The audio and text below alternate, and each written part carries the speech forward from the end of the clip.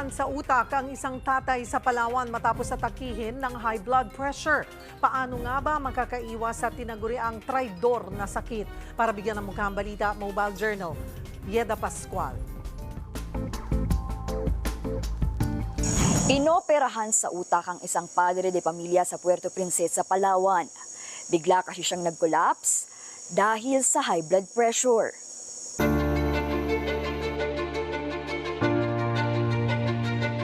October 29, nagpunta sa Pantalan ang 62 anyos na si Kagawad Edwin Dumagit ng Barangay Santa Lourdes para manghingi ng isda sa kaibigan.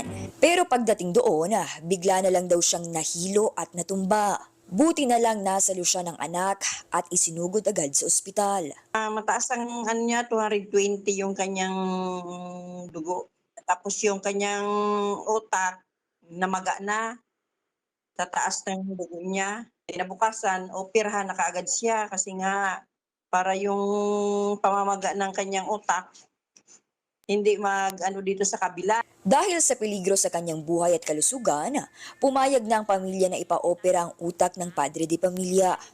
Yung ano lang, pinakabalat lang, ma'am. Hindi naman talaga ano yung tinanggal. Tapos nilagay dito sa maityan. Tapos pagka ano na daw, pagka magaling na, ibabalik na naman daw yun dito sa ulo. Pagkipis na yung pamamaga. 2 linggo na sa ICU si Edwin pero hindi pa rin daw makapagsalita ng maayos. Kaya patuloy pa siyang inoobserbahan. Bukod sa pag-aalala sa lagay ni Edwin, malaking alalahanin din sa pamilya ang bill nila sa ospital na pumalo na sa mahigit 800,000 piso. Nananawagan po ako sa mga taong may mabuting puso na sana po kami ng konting tulong para sa kanyang gastusin sa ospital. Sobrang laki na po ng bill namin dito.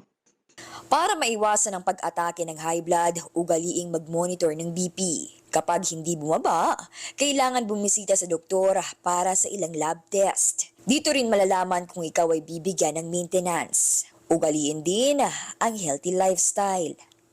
Ako po si Mobile Journal Yeda Pascual na nagpapaalala na ang bawat may karamdaman ay kailangan din ng kalinga.